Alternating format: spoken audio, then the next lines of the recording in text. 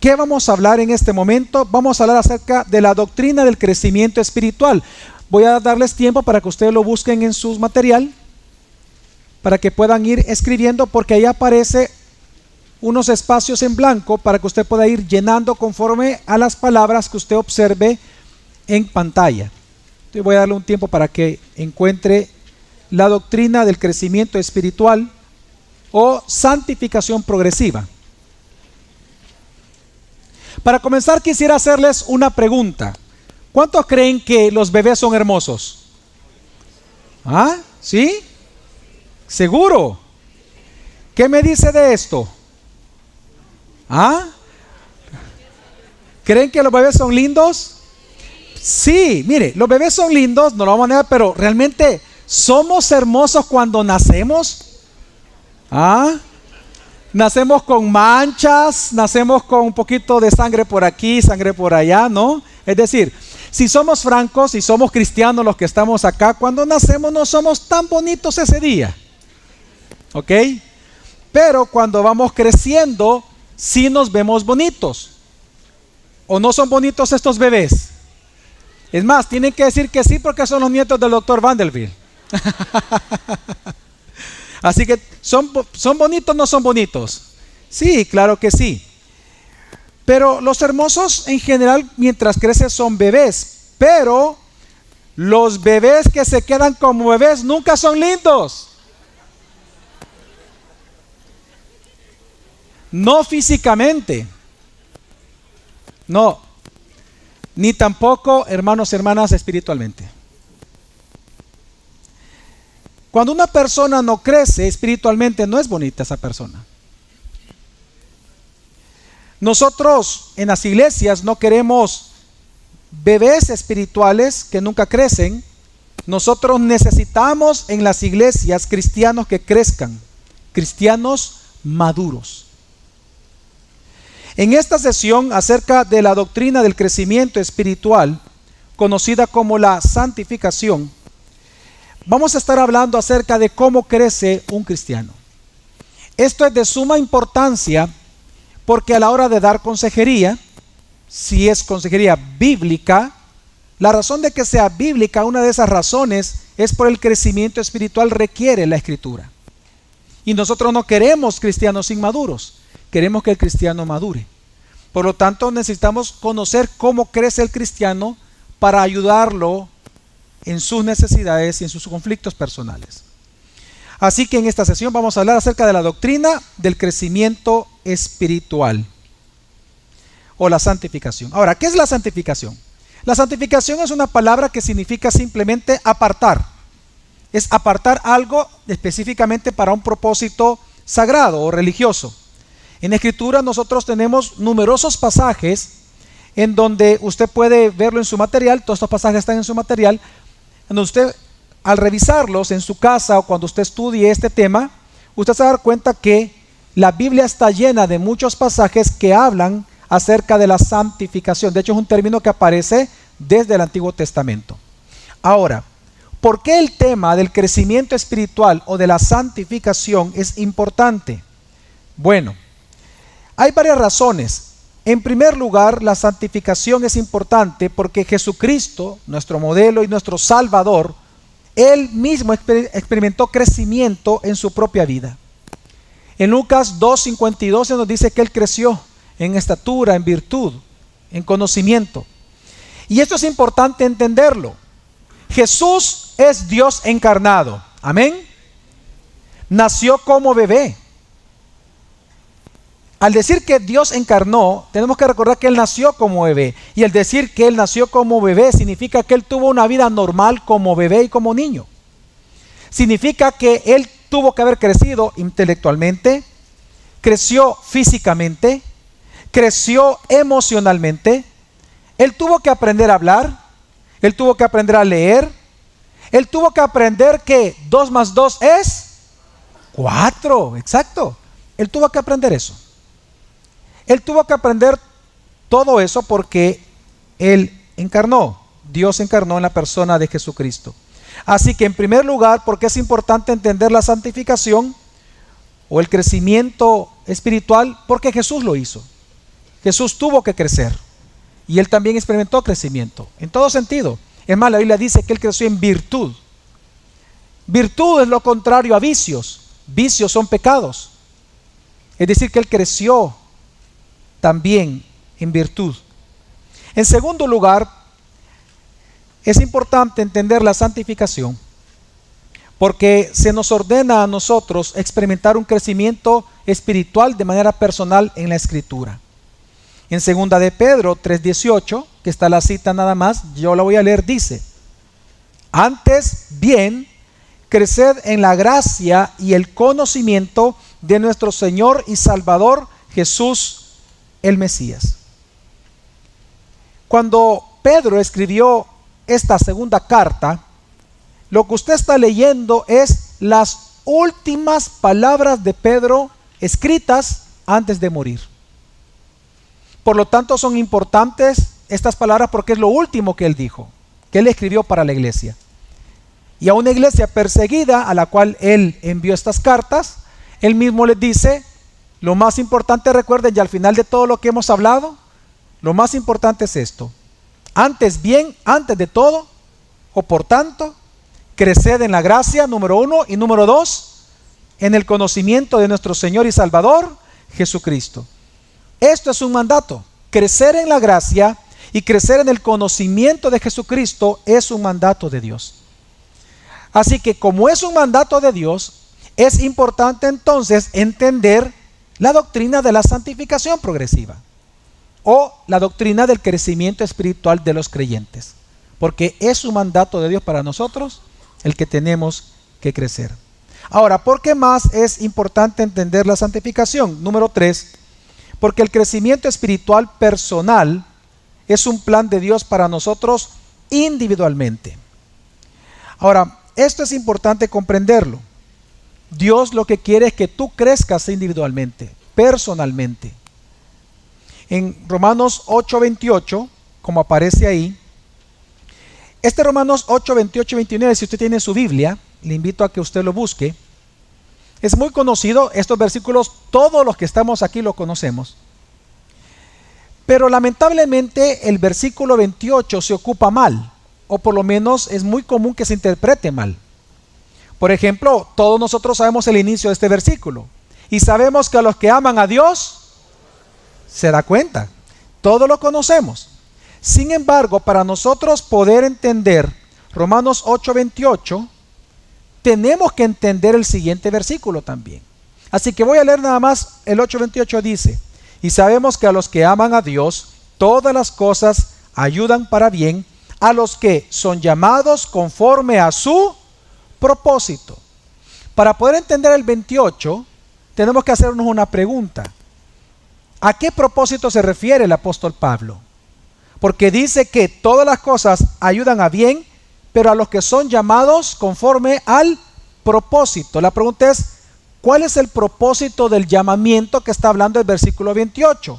La respuesta está en el 29. Hoy va a hablar del propósito de este llamamiento, dice el 29. El 29 afirma que es llegar a ser en la misma forma de la imagen de ¿quién? De Jesucristo. Crecimiento espiritual. Dios está interesado en tu crecimiento. Y ese crecimiento personal es parte del plan de Dios. Por eso es importante entender la doctrina de cómo crecemos espiritualmente. Porque es parte del plan de Dios, es parte del propósito de Dios. Que tú crezcas de tal manera que tú vengas a ser en tu carácter. Y qué interesante la estructura de la oración. Que tu carácter venga a ser conforme a la forma de la imagen de Jesucristo. No dice la imagen, dice a la forma de su imagen. Entonces, la pregunta es, ¿y por qué Dios quiere que seamos a la misma forma de la imagen de Jesucristo? Bueno, por la cuarta razón por la cual es importante entender también esta doctrina. Y la cuarta razón es porque el crecimiento espiritual, personal, es el plan de Dios para la iglesia colectivamente. Es decir, no solamente Dios quiere que tú crezcas personalmente, sino que Dios quiere que tú crezcas para que la iglesia crezca. Si usted me acompaña a Efesios 4, Vámonos a la Biblia rápidamente, Efesios 4. Ahí podemos encontrar cómo Dios habla y enseña que la iglesia crece como iglesia local. Efesios 4, si usted quiere saber cuál es la función de la iglesia local, tiene que leer Efesios 4, del versículo 1 en adelante. Cuando en Efesios 4, versículo 1 y 2 habla del llamamiento, está hablando de nuestra vocación de pertenecer al cuerpo de Cristo como miembros de un solo cuerpo. En ese contexto, él va a hablar de la iglesia. Efesios 4 habla de la iglesia locales.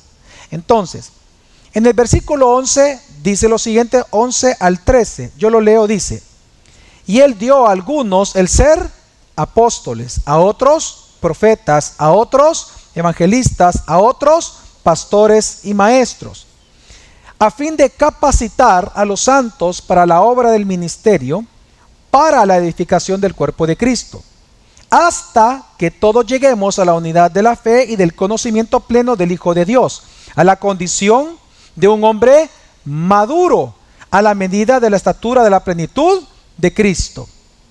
Ahora, Dios quiere el crecimiento del cuerpo, pero para que crezca el cuerpo, cada miembro debe de crecer.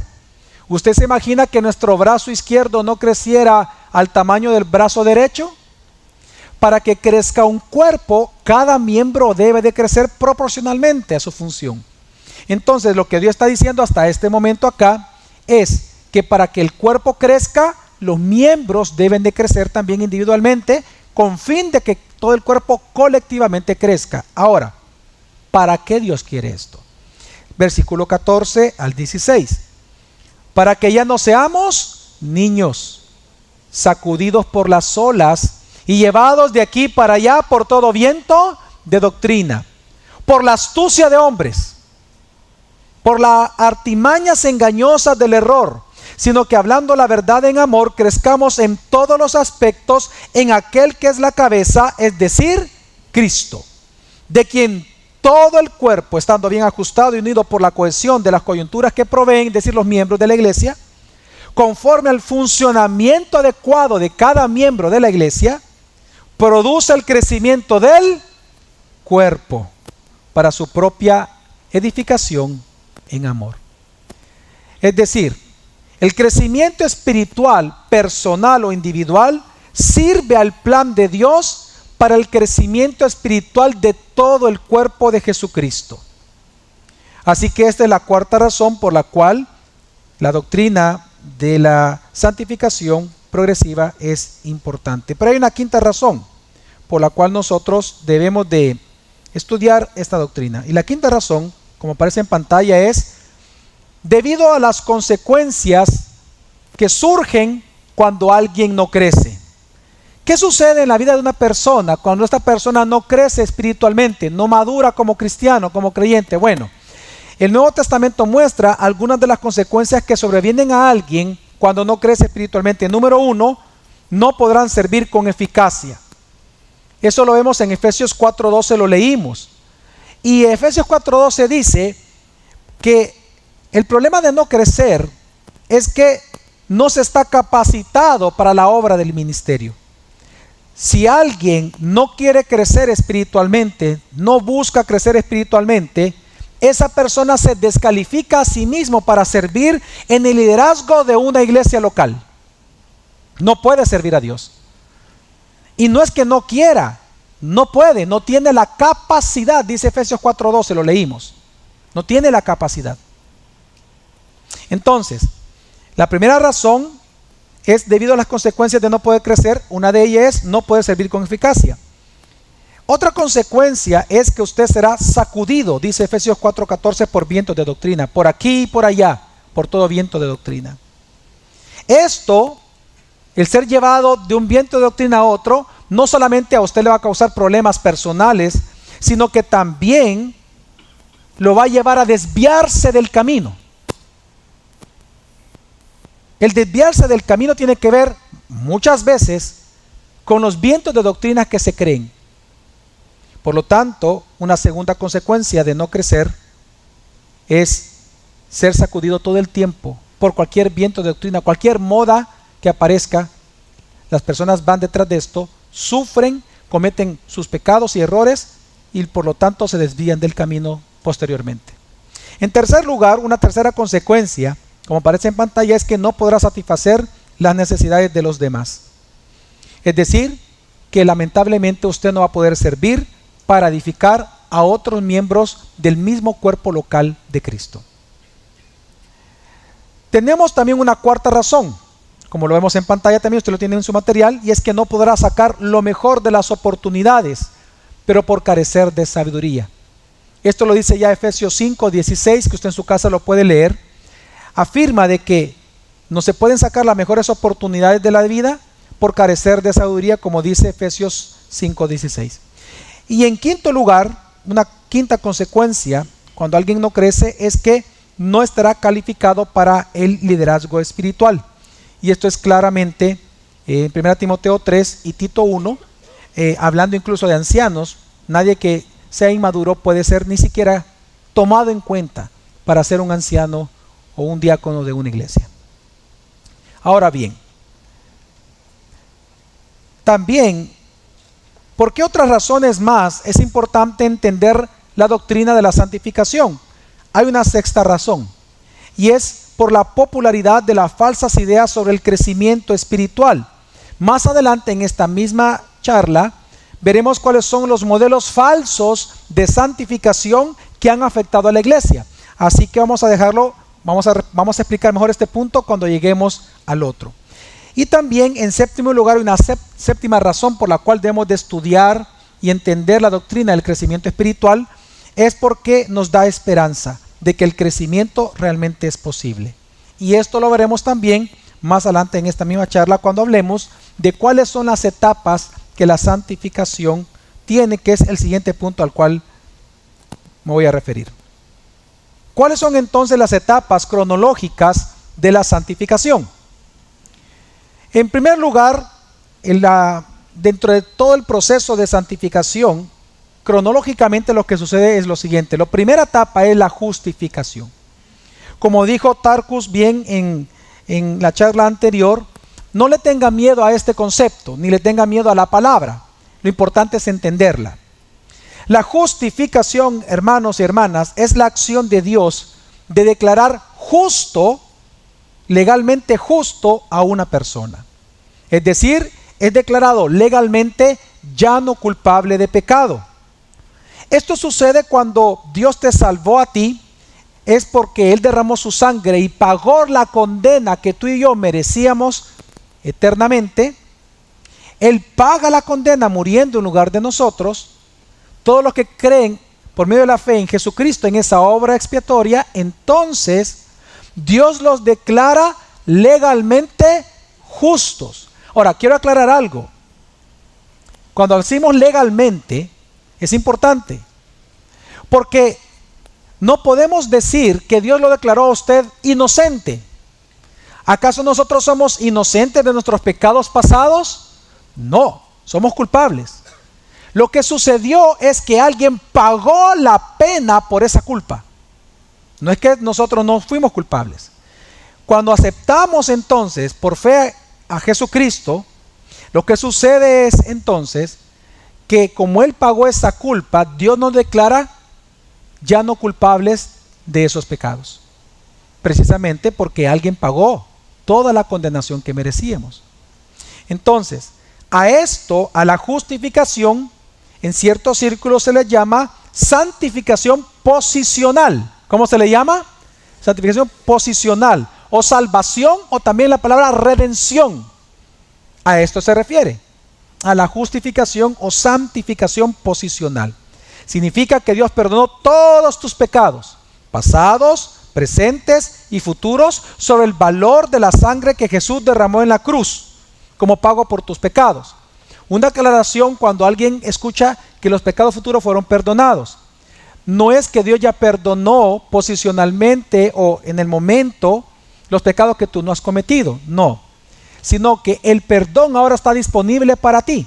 Significa que lo que peques hoy, si hoy este día ya pecaste viendo mal a un hermano o a una hermana, si tú ya pecaste y tú confiesas tu pecado a Dios, por la sangre de Jesucristo, en la cual tú has confiado en Jesús, entonces Dios aplica ese perdón a ese pecado específico que tú estás confesando.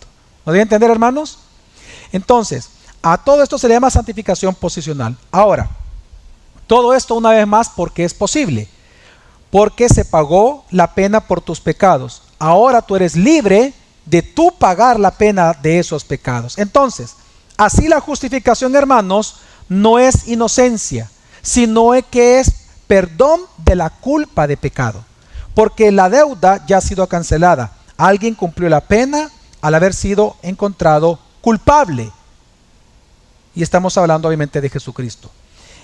A esta santificación posicional o justificación es lo que nosotros leemos en la primera parte de un versículo que todos nosotros conocemos, que es Filipenses 1:6.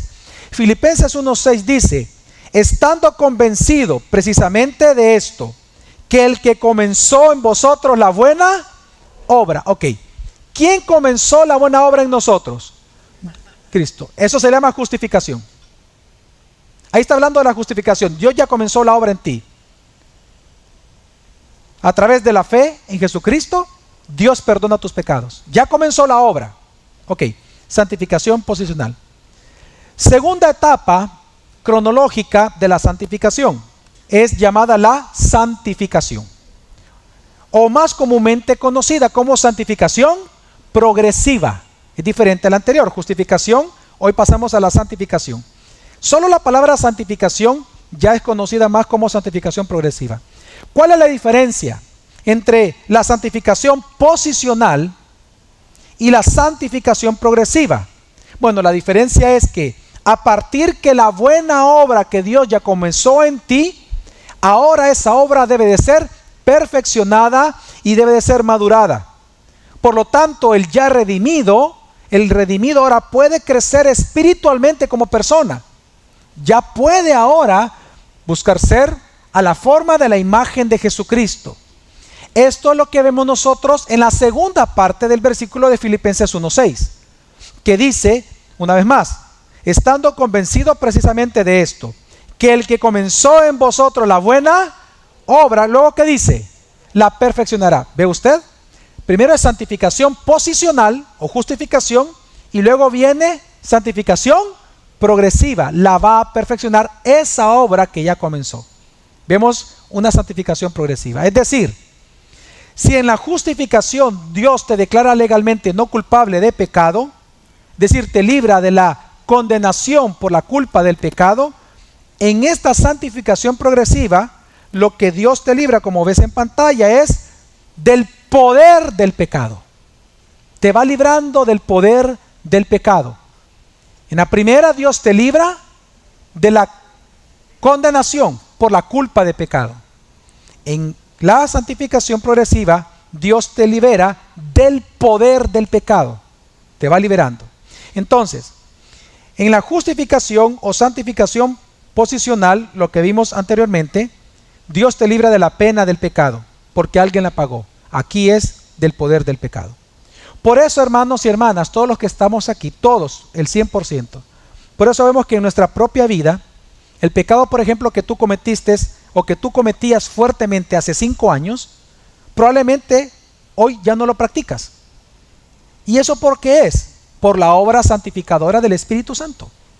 A eso se le llama santificación progresiva. Dios sigue obrando. La buena obra que comenzó en ti, Él la está perfeccionando. Por eso es que en ti, aquellos pecados que cometías hace 7 años, 8 años, esperamos, ¿verdad?, que ya no los estás cometiendo. Porque hay una progresión en esta santificación que Dios comenzó. Y en tercer lugar, ¿cuál es la tercera etapa? Bueno, la tercera etapa es la glorificación. Esta es la santificación futura, la que será perfecta. Esto es lo que habla ya la tercera parte del mismo versículo, Filipenses 1:6. Lo leo, dice: estando convencido precisamente de esto, que el que comenzó en vosotros la buena obra, la perfeccionará. ¿Hasta cuándo? Hasta el día de Cristo Jesús. Glorificación. Hasta que Cristo venga por segunda vez. Esto significa que cuando Cristo Jesús venga por segunda vez, seremos librados definitivamente de la presencia del pecado en nosotros. Significa que se nos dará un nuevo cuerpo, pero un cuerpo sin pecado. Esto es la glorificación, cuando Cristo venga por su iglesia, cuando Cristo venga específicamente en su segunda venida. ¿Cuál es la libertad, de la cual Dios nos va a librar? Bueno, dice la libertad de la presencia del pecado. Es decir, si en la primera era de la culpa, en la segunda es del poder del pecado, en esta etapa de lo que Dios nos libra es de la presencia del pecado por toda la eternidad. Esta es la glorificación. Así que si resumimos en un pequeño gráfico las tres etapas, usted puede ver en pantalla lo siguiente. ¿Cuáles son las etapas cronológicas de la santificación? Bueno, fui salvado, estoy siendo salvado y seré ¿qué? Salvado. Justificación, santificación y glorificación. ¿Pueden decirlo conmigo, hermanos? Digan conmigo. Justificación, santificación, glorificación. Digan conmigo, fui salvado, estoy siendo salvado, seré salvado. Ok, ahora, ¿cómo Dios, hermanos y hermanas, efectúa este proceso que estamos viendo de santificación ya directamente en la vida personal de cada uno? Es lo que vamos a ver a continuación. Nosotros podemos imaginar y podemos hablar acerca de algunos modelos de santificación que son conocidas en la historia de la iglesia. Hay muchos, pero vamos a referirnos a dos y luego vamos a hablar del modelo bíblico. El primer modelo es el modelo del sacramentalismo. Este modelo de sacramentalismo lo que enseña es que se rechaza el aspecto legal de la justificación, pero a la vez se aplica mal el aspecto progresivo de la santificación. Lo que se habla, como usted puede ver en pantalla, en la parte de abajo, es que lo que dice este modelo es que la relación de Dios está dañada, pero que es restaurada o puede ser restaurada a través de obras prescritas solo por la iglesia, lo que se le llama sacramentum o sacramentos. En la Iglesia Católica, en el Catecismo de la Iglesia Católica, en el artículo 2020, yo lo voy a leer, dice: la justificación nos fue merecida por la pasión de Cristo, nos es concedida mediante el bautismo de niños, nos conforma con la justicia de Dios que nos hace justos. Lo que la Iglesia Católica siempre ha creído es que la justificación de una persona no es por la fe en Jesucristo, sino por los sacramentos. ¿Cuántos de ustedes se han dado cuenta que cuando, por ejemplo aquí, que sería muy común en un país tan religioso como el nuestro, ¿a cuántos de nosotros nos bautizaron de niños? Ok, ¿sí o no usted creció llamándole padrinos a ciertas personas? ¿Sí o no? Ok, le voy a explicar por qué sucede eso. Para el Catecismo de la Iglesia Católica, el niño se salva por el bautismo, no por la fe del niño, no por la fe de sus padres. Se salva por la fe de sus padrinos. Por eso es importante que haya padrinos en un bautismo de niños. Y por eso, ante la Iglesia Católica, si los padres mueren, ¿quién tiene que hacerse cargo del niño? Los padrinos. Pero el niño obtiene justificación, salvación, solo por bautizarse, según en este modelo de sacramentalismo de santificación. En el mismo catecismo, el artículo 20-23 dice: la gracia santificante es el don gratuito que Dios da y que nos hace con su vida, infundada por el Espíritu Santo en nuestra alma para curarla del pecado y santificarla. Es decir, que ellos creen que tú vienes a ser completamente perfecto y que es una infusión. La gracia en la Iglesia Católica es una infusión, lo cual es una herejía de cara a la Escritura, pero para ellos es una infusión que viene. Pero no por la fe, es una infusión, la gracia santificante. Por eso es que habla de una cura del pecado. Entonces, para ellos la justificación no es un aspecto legal. El ser humano viene a ser justo por los sacramentos.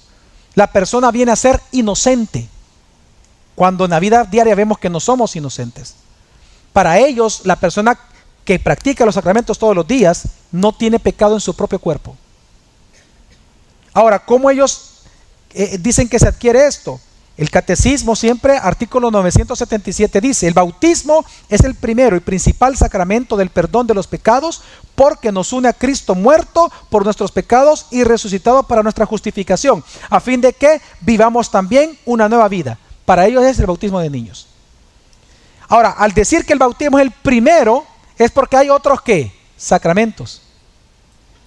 Ahora, una cosa bien importante, hermanos. La palabra sacramento es una palabra que viene del latín, que tiene dos palabras, sacra y mentum.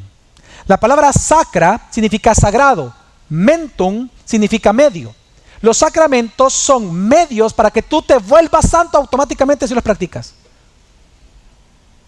Ese es el secreto del éxito de este tipo de modelos y de iglesias o de modelos religiosos, que te hacen depender de una obra, de un sacramento, para tú sentir que eres santo y sin pecado.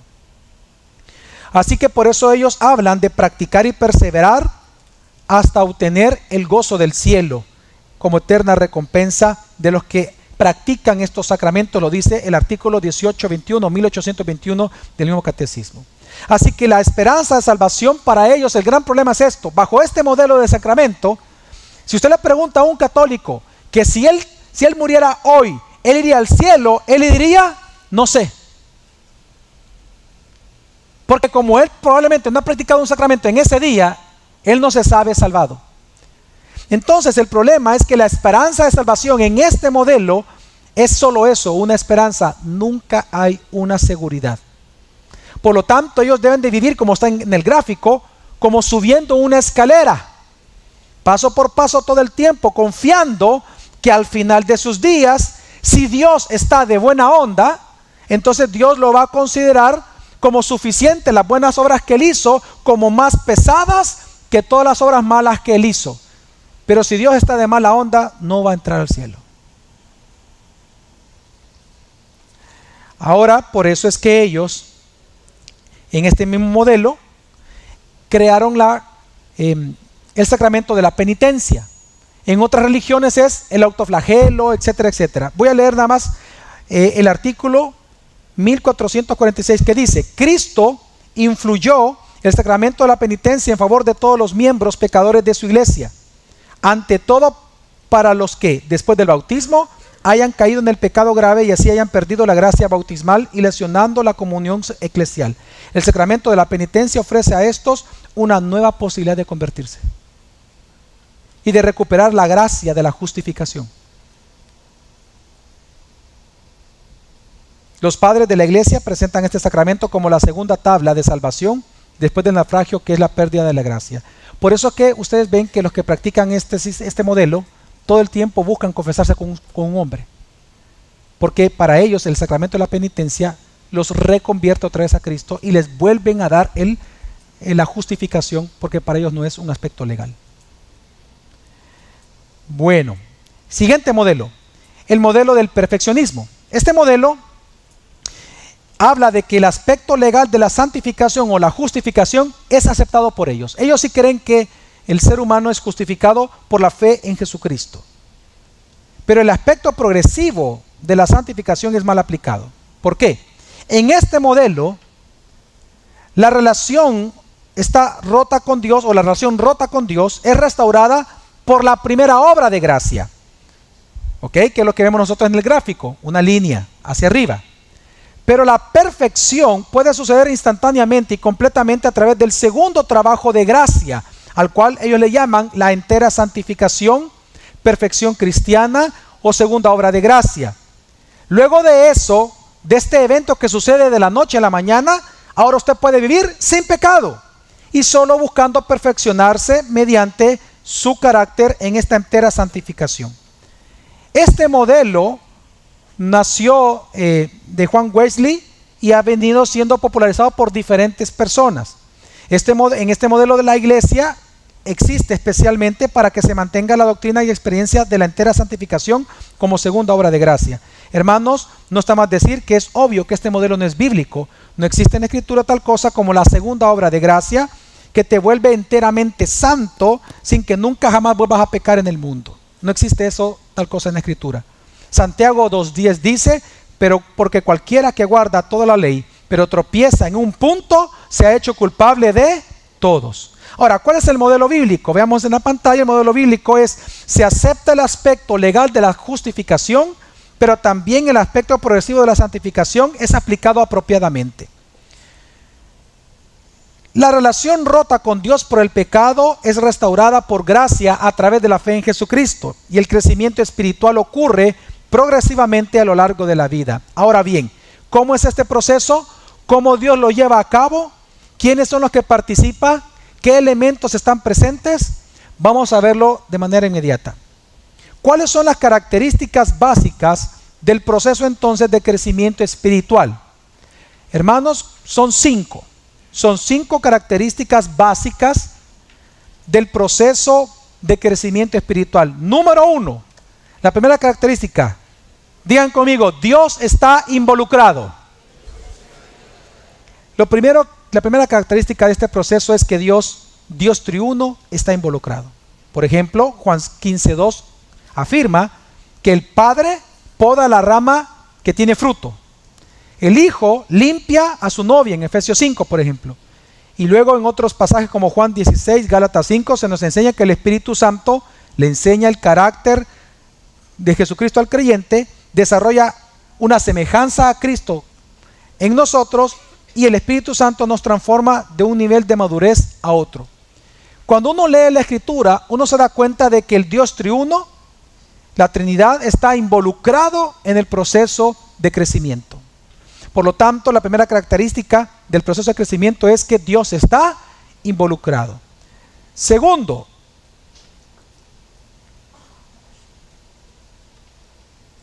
digan conmigo, tú y otros están involucrados. En su material van a encontrar cómo la Biblia establece la necesidad de una relación mutua con otros creyentes para que juntos crezcan en la verdad. Usted va a encontrar una lista similar a la que usted ve en pantalla, en donde aparece del lado izquierdo lo que tú debes de hacer y en el lado derecho lo que otros deben de hacer o lo que debes de hacer con otras personas. Solo voy a leer como un ejemplo. La primera línea dice, tú debes de considerar, debes de presentarte a ti mismo, Romanos 6. Pero a la vez, Juan 13 te dice que deben de lavarse los pies los unos a los otros. Entonces, en el crecimiento espiritual, Dios no solamente está involucrado, sino que también otros están involucrados. Por lo tanto, a ti te corresponde hacer, ayudado por la gracia de Dios y la obra del Espíritu Santo en tu vida, varias cosas. Pero también a los otros les corresponde hacer, junto con otros cristianos mutuamente, más cosas. Vamos a pasar estas diapositivas porque esta lista de responsabilidades suyas y de otros ya usted las tiene en su material. Vamos en tercer lugar, vamos a resumir entonces estas pequeñas listas de lo que usted hace y de lo que todos debemos de hacer en lo siguiente: que la santificación progresiva como crecimiento espiritual es un deporte en equipo. Algo importante que enseña la Escritura es que tú no estás solo. Tú necesitas de los demás miembros de la iglesia y los demás miembros de la iglesia te necesitan a ti para mutuamente edificarse en amor. Tenemos que entender que tú y yo no luchamos solos. Tú no caminas solo. Tú no estás solo en este caminar cristiano. Tú necesitas a otros y los otros necesitamos de ti. Todos los que estamos aquí no somos un solo miembro, sino que todos los que estamos aquí somos muchos miembros. Así que llevamos dos características básicas para el crecimiento espiritual. Digan conmigo, Dios está involucrado. Segundo, tú y otros están involucrados. ¿Cuál es la tercera característica del crecimiento espiritual? Como vemos en pantalla, es que las Escrituras están también ¿qué? Involucradas. Nosotros observamos en Juan 17:17 que se nos dice que somos santificados por la palabra de verdad. Romanos 12 dice que hemos de renovar la mente, esto es, con las Escrituras. En Santiago se nos dice que hemos de ser hacedores de la palabra.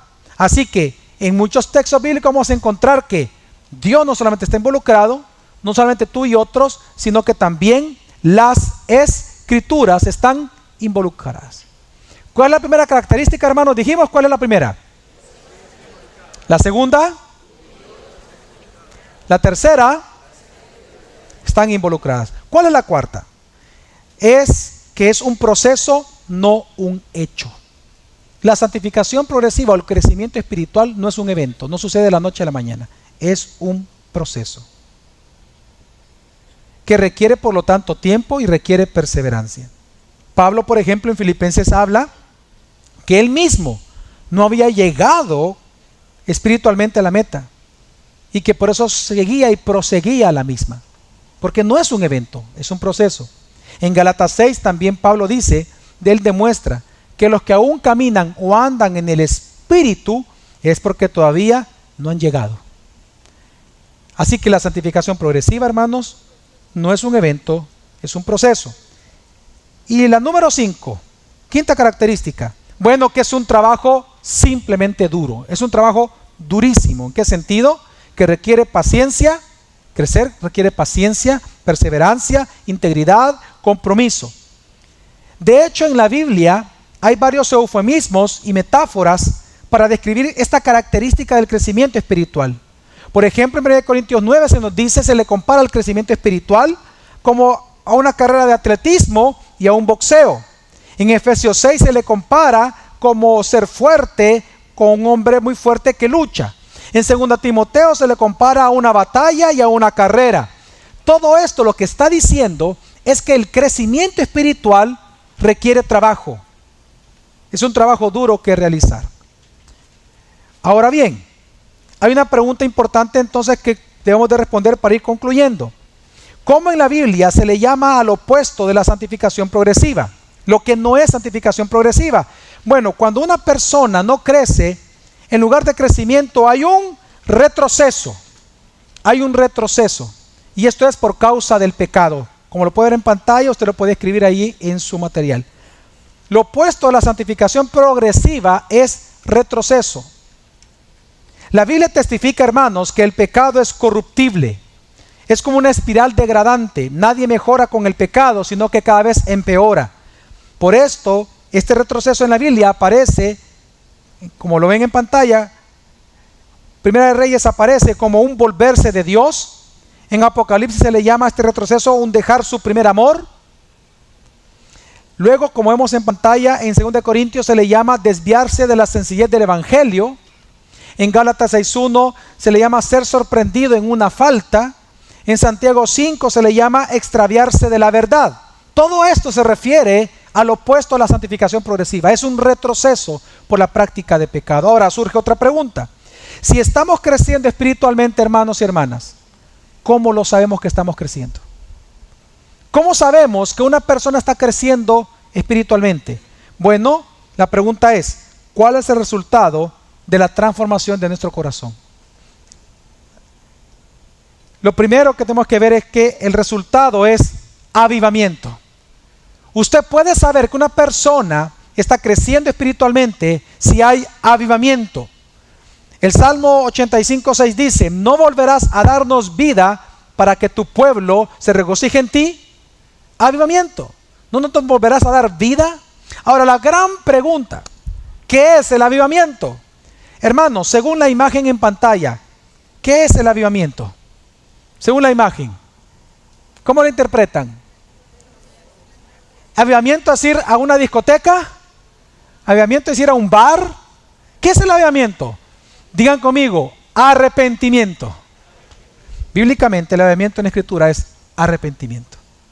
Nadie puede experimentar un avivamiento si no hay arrepentimiento en su corazón. Esto es lo que vemos nosotros en la Escritura. Nosotros experimentamos el avivamiento a través del arrepentimiento. Como ustedes ven en pantalla en la Biblia, hay varias palabras que se ajustan a este arrepentimiento, que es quebrantamiento, confesión de pecado, arrepentimiento, perdón y restitución. Cuando una persona vive de esta manera, es porque hay un avivamiento constante en su vida. Hermanos, por lo tanto, la santificación progresiva da por resultado un avivamiento personal. Por eso no es extraño recordar en Juan 17 que Jesús, orando a su Padre por usted y por mí, él oró diciendo lo siguiente, como vemos también en pantalla: santifícalos en la verdad, tu palabra es ¿qué? Verdad. La santificación es a través también, usando la escritura, y el resultado siempre es avivamiento traducido en arrepentimiento personal de una persona. Amén.